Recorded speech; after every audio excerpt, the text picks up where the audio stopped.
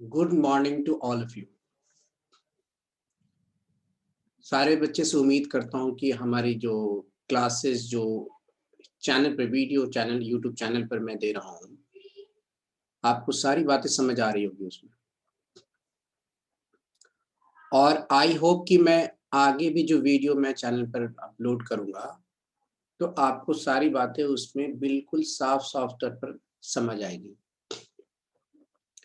आज की क्लासेस जो होगी वो डिफरेंशियल इक्वेशंस की जो मैंने टॉपिक लेक्चर 2 होगी। जो टॉपिक मैंने शुरू किया है पिछले वीडियो से आगे की टॉपिक होगी और लेक्चर 2 होगी।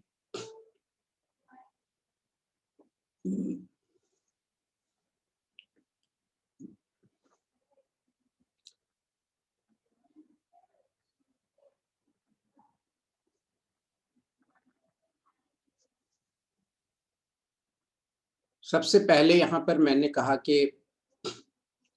12th के बाद जो बच्चे साइंस के हो चाहे अदर स्ट्रीम के बच्चे हों, नेवर स्टॉप ड्रीमिंग। आपका जो भी सपना हो पढ़ करके बनने का, पढ़ाई करके बनने का, उसकी स्टॉप कभी नहीं करेंगे। जिस जगह पर आप अभी जिस मकाम पर हैं, चाहे वो 11th में बच्चा हो, चाहे 12th में बच्चा हो, चाहे ग्रेजुएशन में हो, वो अपनी पढ़ाई को ऑनेस्टली आप कम से कम जब आप बिजनेस करेंगे या भी किसी भी फील्ड में आप जाएंगे तो फ्यूचर की बात अलग है। करंट में आप उस चीज को अच्छे करते जाइए, आपकी ड्रीमिंग जो है, आपके सपने साकार होते जाएंगे। मतलब आप अपने काम को अच्छे ढंग से करें, चाहे वो पढ़ाई में या किसी क्षेत्र में हो। एनीवे, आज की टॉपिक मैं शुरू करता हूँ।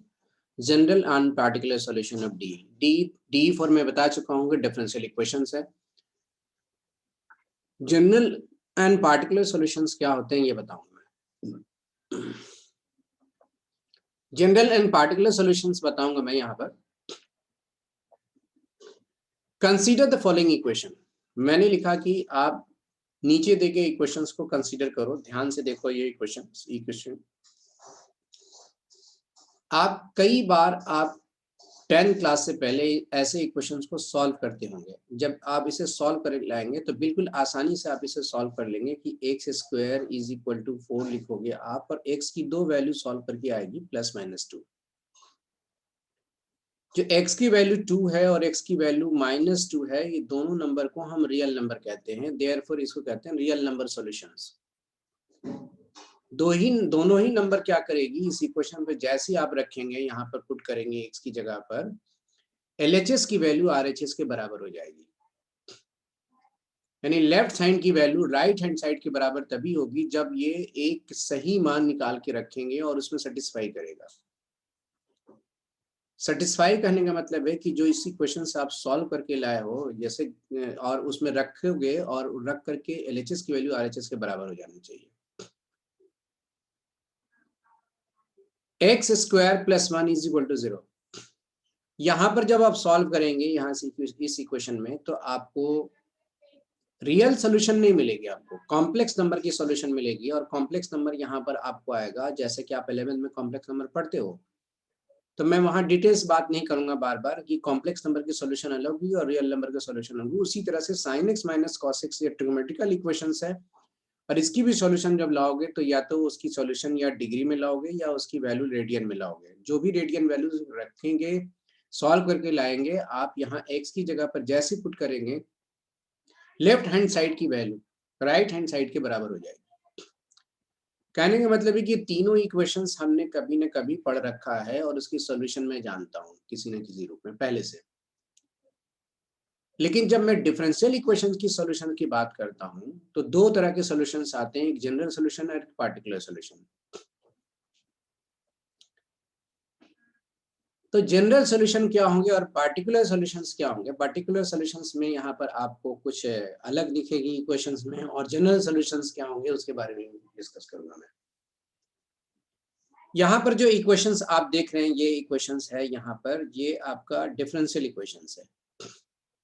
क्योंकि लास्ट क्लास में मैंने डिफरेंशियल इक्वेशंस को डिस्कस कर चुका हूँ मैं। डिफरेंशियल इक्वेशन है मैंने लिखा है कि सारे के सॉल्यूशन रियल नंबर में होगी, कॉम्प्लेक्स नंबर में होगी, डिग्री रेडियन में हो सकता है, लेकिन डिफरेंशियल इक्वेशंस की जो सॉल्यूशन, बट डिफरेंशियल इक्वेशन की सॉल्यूशन होगी वो एक फंक्शन आएगा।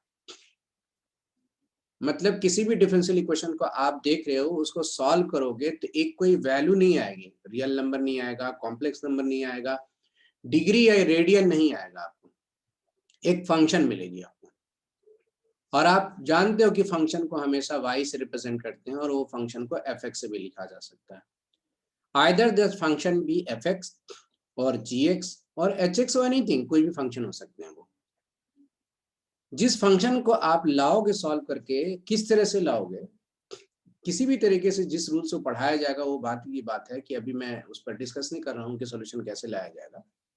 किसी भी डिफरेंशियल इक्वेशन की अब सॉल्यूशन होगी तो y के रूप में आएगा, दैट इज fx के रूप में आएगी, वो gx के रूप में आएगी। ये तो पक्का है कि जो y आएगा या fx आएगा वो यहाँ पर रखेंगे, y की जगह पर आप पुट करेंगे तो LHS की वैल्यू RHS के बराबर यहाँ भी हो जानी चाहिए। जैसे मैंने माना कि that is the solution of equations fourth, differential equations की सॉल्यूशन में भी हो सकता है fx = y = a sin x + b। अगर y बराबर a sin x + b जो ब्रैकेट के अंदर जो पांचवा इक्वेशन मैंने मान रखा है, अगर मैं इसकी डिफरेंशिएशन करूं, डेरिवेटिव करूं, इसकी x के रिस्पेक्ट में डिफरेंशिएशन करेंगे और 2 बार डिफरेंशिएशन करेंगे, चूंकि मुझे दिख रहा है कि 2 बार डिफरेंशिएशन करनी होगी, 2 बार डिफरेंशिएशन करूंगा मैं और यहाँ पर इसकी वैल्यू y की वैल्यू या फिर d2y/dx² की वैल्यू लाके जैसे पुट करेंगे तो LHS की वैल्यू RHS के बराबर हो जाएगी।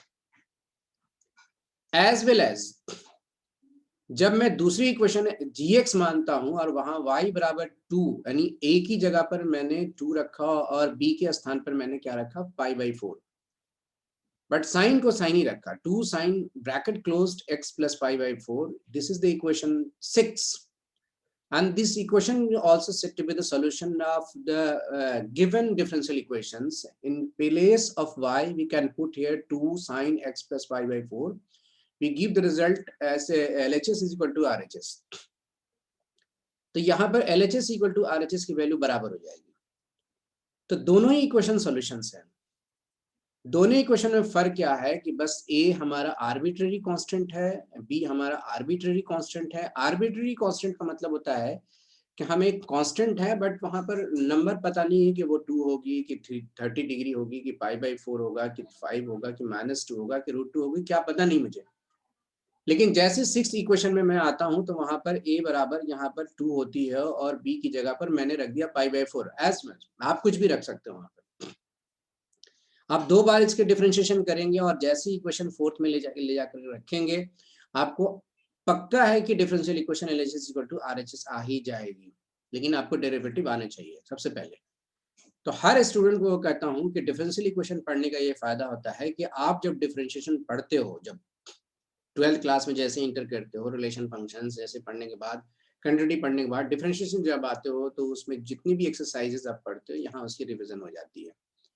डिफरेंशिएशन 2 बार करेंगे, आप रखेंगे, सेटिस्फाई हो जाएगी। ए और बी आर्बिट्री कांस्टेंट इक्वेशन 5 जो है वो इक्वेशन 5 जो डिफरेंशियल इक्वेशन आया, फंक्शन जो है, इसे ही हम कहते हैं सॉल्यूशन। इस डिफरेंशियल इक्वेशन को सॉल्यूशन कहते हैं दोनों को। इस सॉल्यूशन में जो आर्बिट्री कांस्टेंट मिल गया तो समझो वो जनरल सॉल्यूशन कहलाता है। इसलिए मैंने डेफिनेशन के रूप में लिख दिया, the solution which contains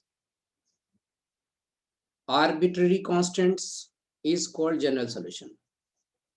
Here arbitrary constants are a and b, मैंने बोला, as in equation number 5, जबकि इक्वेशन नंबर 2 में a की जगह 2 रखा और b की जगह मैंने π/4 रखा, तो ये पार्टिकुलर वैल्यूज a और b की हो गए। Therefore this equation is said to be the particular solution. Particular solutions हो गए और जनरल सॉल्यूशन हो गए। यानी किसी इक्वेशंस में आपको आर्बिट्ररी कांस्टेंट नहीं दिखाई दे, free from arbitrary constant, then the equation is said to be, then the function is said to be the particular solutions of differential equation। ये क्लियर कॉन्सेप्ट हो गया आपका। ओके, अब आगे बढ़ता हूँ दूसरे पेज में।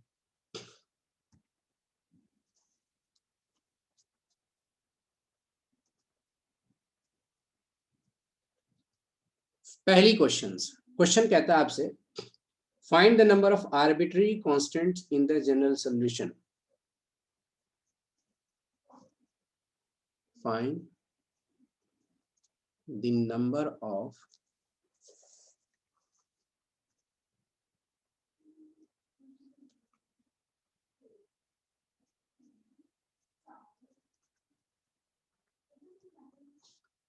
arbitrary constants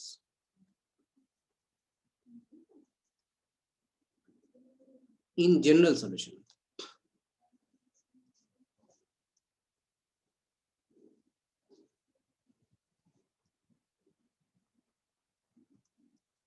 general solution of a differential equation,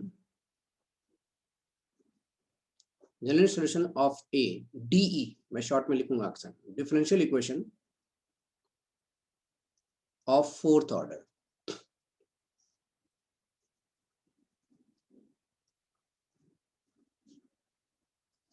fourth order option है 0, ऑप्शन 2,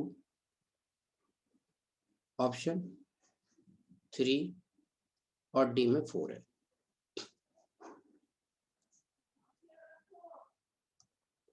सवाल कहता है find the number of arbitrary constants पूछा जा रहा है आपसे, और किसमें? जनरल सॉल्यूशंस में, मतलब वो फंक्शन आ गए होंगे। किसी डिफरेंशियल इक्वेशन का सॉल्यूशन जब किया, आपको एक फंक्शन मिल गया and that function is said to be the general solution. लेकिन सवाल यहाँ पर है कि जो डिफरेंशियल इक्वेशन है वो फोर्थ ऑर्डर का है, मतलब ऐसा दिखाई दे रहा है आपको d4y अपॉन dx की पावर 4 प्लस एनीथिंग, कुछ x y जो भी होगा बराबर 0 होगी, या फिर आप y फोर्थ ऑफ ऑर्डर ऐसे लिख सकते हो आप, तो इस तरह से भी बना सकते हैं आप।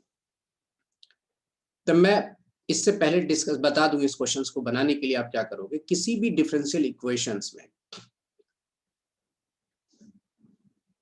का जनरल सॉल्यूशन जब मिलता है, जैसे हमारा अभी मिला था y is equal to a sine x plus B, तो हमारे पास यहाँ दो आर्बिट्ररी कांस्टेंट थे और मैंने इसका डेरिवेटिव किया dy अपॉन dx,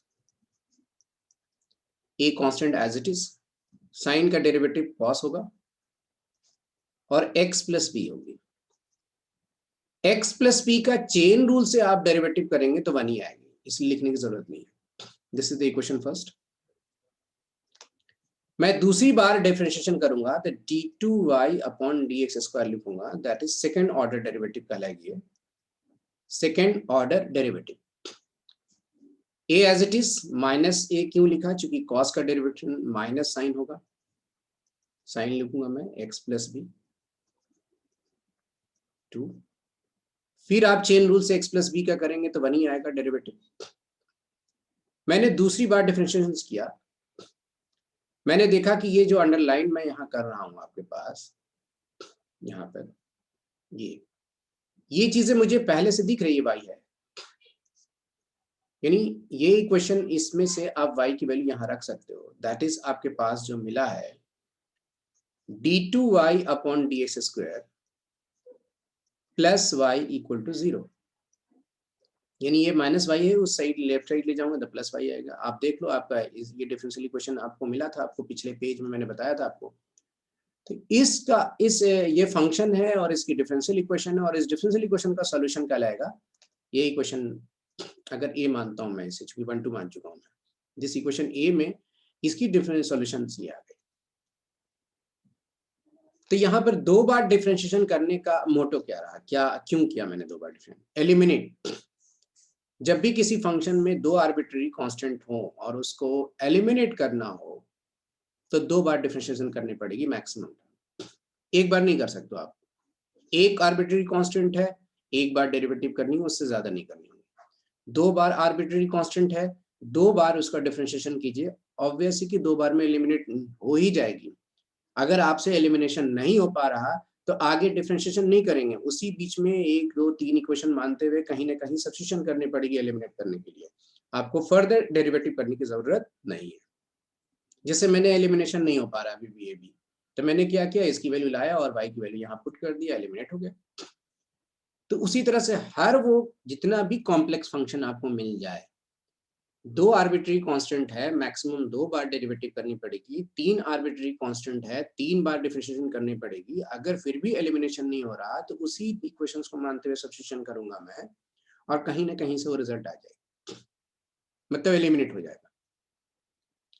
तो ऑब्वियस है कि यहाँ सवाल कहता है कि डिफरेंशियल इक्वेशन फोर्थ ऑर्डर का है हमारे पास, तो हमारे पास जब फोर्थ ऑर्डर का है तो आया क्यों फोर्थ ऑर्डर? तो उस फंक्शंस में हमारे 4 आर्बिट्री कांस्टेंट होंगे तभी 4 बार ना डेरिवेटिव हुई है। इसका मतलब है कि इसकी नंबर ऑफ आर्बिट्री कांस्टेंट्स उस डिफरेंशियल इक्वेशंस में आपको 4 होने चाहिए और आंसर शुड बी 4।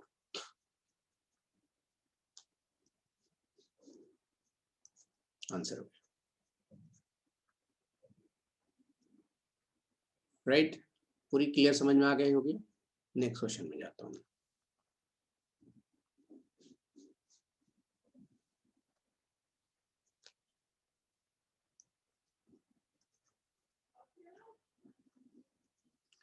सवाल अब कहता है क्या, find the number of arbitrary constant in the particular solution.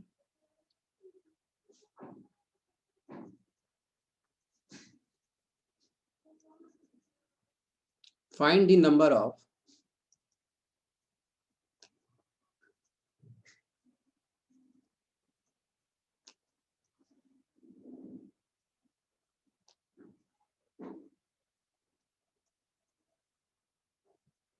arbitrary constants in the particular solution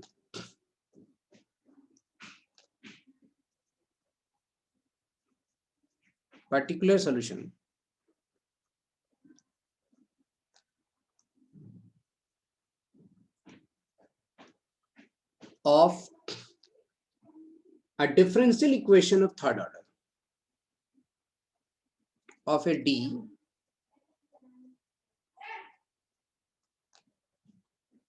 of third order.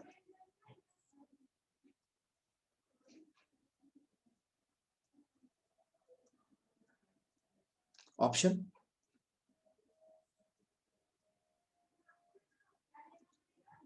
3 2 1 0, 3 2 1 0। अब ये क्वेश्चन आपके पास मिल रहा है। क्वेश्चन ये हमारा, find the number of arbitrary constant in the particular solutions. तो साफ नजर आ गया होगा आपको कि जब पार्टिकुलर सॉल्यूशन है तो आर्बिट्री कांस्टेंट तो होता ही नहीं है, फ्री फ्रॉम आर्बिट्री कांस्टेंट है पार्टिकुलर सॉल्यूशन में, तो इसलिए आंसर शुड बी 0। मैं अभी बता के जा चुका हूँ, किसी भी डिफरेंस थर्ड ऑर्डर का हो, फोर्थ ऑर्डर का हो, फिफ्थ ऑर्डर का हो, फर्स्ट ऑर्डर की हो, आर्बिट्री कांस्टेंट पर्टिकुलर सॉल्यूशन में होती ही नहीं है, इसलिए आंसर 0। इसलिए पूरी लेक्चर आप देखेंगे तो आपको बहुत सारे क्वेश्चंस का बिल्कुल आसानी से आंसर मिल जाएगा आपको। थर्ड क्वेश्चन,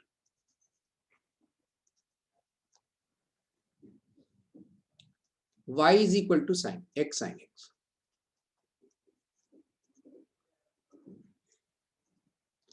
ये एक फंक्शन है।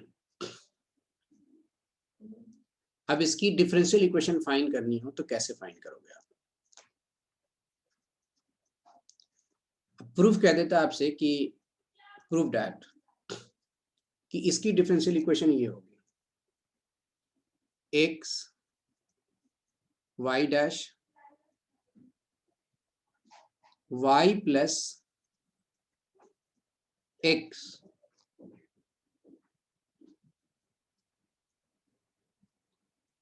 x square minus Y square.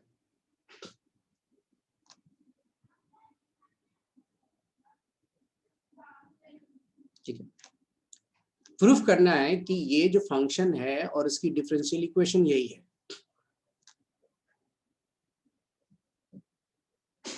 It's differential equation वो यही होगी, या वेरीफाई करनी है कि ये फंक्शन की डिफरेंशियल इक्वेशन यही है। That is my differential equation जब निकालना होगा तो हमारे पास कोई आर्बिट्री कांस्टेंट दिखाई नहीं दे रहा, बट हमें प्रूफ करनी होगी, ऐसे दिखाना होगा। सॉल्यूशन की बात कर रहा हूँ, डिफरेंशिएशन करूंगा dy बाई dx,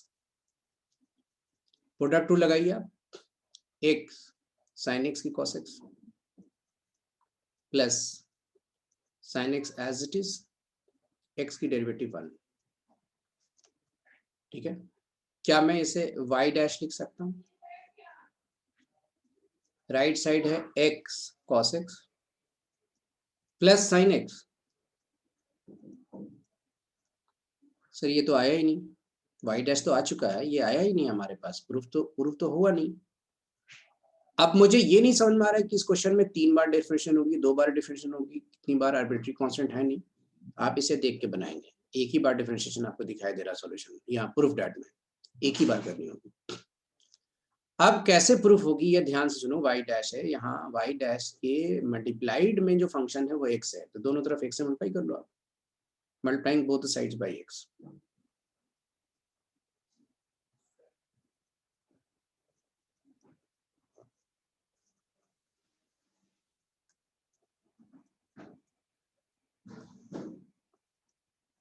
x से मल्टीप्लाई किया, x y dash x square cos x plus x sin x, right. x sin x तो आप पहले इक्वेशन से y रख सकते हो, देख लो y रख सकते हो आप, x y dash x square cos x plus y लिख सकता हूं मैं फ्रॉम इक्वेशन फर्स्ट। एक तो आ चुका, y भी आ चुका, x y डैश भी आ चुका, अब ये लाने की जरूरत है। x y डैश, y पहले लिख देता हूं मैं, एक्स स्क्वायर कॉस एक्स को मैं ऐसे लिख सकता हूं x into x cos x, ठीक है। और x cos x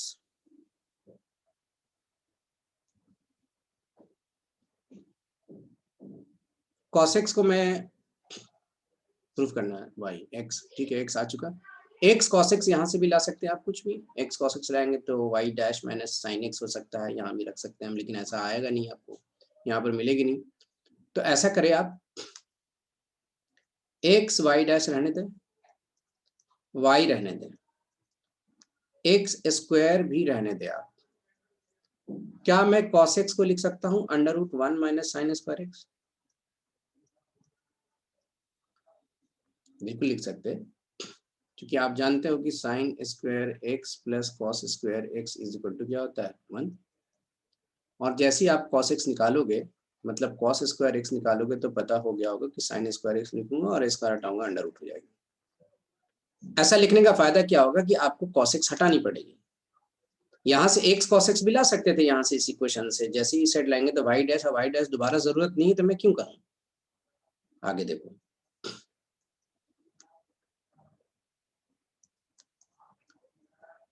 x y dash y है, सर एक्स स्क्वायर भी है, चलो ठीक है एक्स स्क्वायर है, रूट के अंदर मैं 1 माइनस यहाँ से साइन एक्स की वैल्यू जैसे लाओगे, यहाँ से अगर आप साइन एक्स यहाँ से निकालना चाहोगे तो y अपॉन एक्स हो जाएगी। दैट इज आप यहाँ पर y square upon X square लिख सकते हो, X Y dash y X square, आप एलसीएम लोगे तो क्या मिलेगा, X square minus Y square, और चूंकि रूट है एक्स स्क्वायर नीचे, तो रूट हट जाएगी एक्स से, यहाँ पर एक एक्स बचेगा। देखो ऊपर वाले में रूट नहीं हटा सकते क्योंकि माइनस है बीच में, आप नीचे रूट हटा सकते हैं, ये एक्स कैंसिल हो गया। That is X Y dash बराबर आ गए वाई प्लस एक्स और under root X square minus Y square. ध्यान से देखो, आपका रिजल्ट ये प्रूफ हो गया यहाँ से यहाँ, that is proof that. Verified at भी लिख सकते हो आप। तो डिफरेंशियल इक्वेशंस आपको लाने के लिए कभी कभी आपसे सवाल करेगा कि प्रूफ करके दिखाओ, फंक्शंस दे रखे होंगे and you have to find out the this type of differential equation. बच्चा को तो डिफरेंशियल इक्वेशन यहाँ भी मिल गया, उसे ये आंसर लिख के चला सकता है पेपर में, जरूरी नहीं कि उसे एक से मल्टीप्लाई करो, लेकिन जैसे ही प्रूफ करना है तो कहीं ना कहीं आपको मैथमेटिक्स में दिमाग लगानी पड़ती है, सोचना पड़ता है कि क्वेश्चन कैसे सॉल्व करूं मैं। इसी तरह का नेक्स्ट क्वेश्चन से भी मिलेंगे आपको।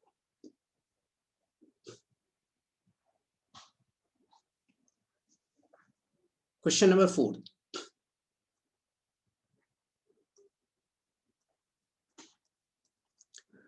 चौथी क्वेश्चन मैं कोई भी ले लेता हूं, y minus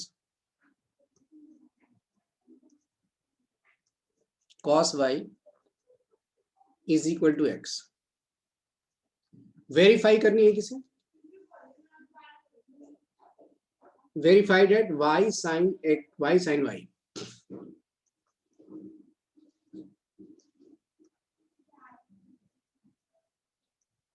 y sin y plus cos y plus x।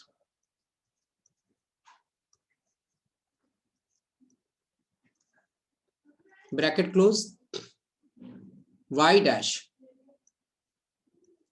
Is equal to y। इस क्वेश्चन में सवाल कहता है कि ये डिफरेंशियल इक्वेशन नहीं है, बल्कि मैं फंक्शन दे रहा हूं और आपसे कह रहा हूं कि वेरीफाई कीजिए, verified that the given function जो है is a solution of corresponding differential equation. ये जो फंक्शन है ये दिए गए डिफरेंशियल इक्वेशंस के ये सॉल्यूशन है।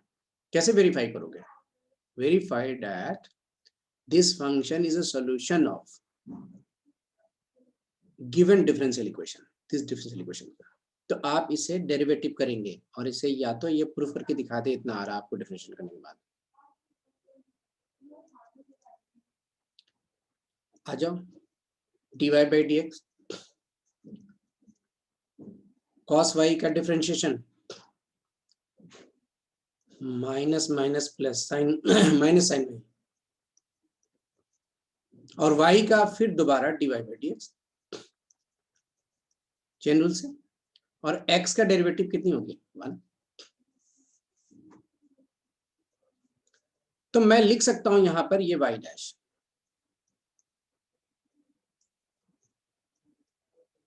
Plus sine y dash is equal to 1, y minus cos y बराबर x है, मैं लिख सकता हूं इतना। तो y डैश है, राइट साइड y भी है, तो y तो हमारे पास राइट साइड है नहीं, तो मैं कैसे बनाऊंगा इसको, सॉरी यहाँ पर साइन y डैश नहीं होगी, एक मिनट फिर से लिख दूं, y dash sine y dash 1, y sine y है, ध्यान से सुनिएगा। आप यहां पर y डैश कॉमन ले लो, अंदर में क्या बचा 1 प्लस साइन y,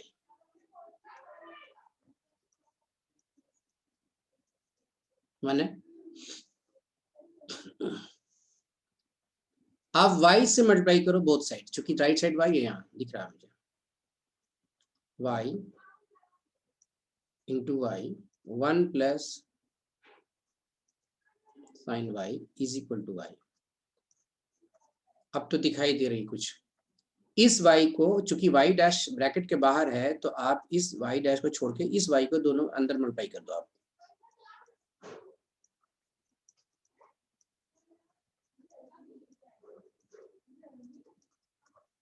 आ गया, आपको दिखाई दिया ये y साइन y आ गया।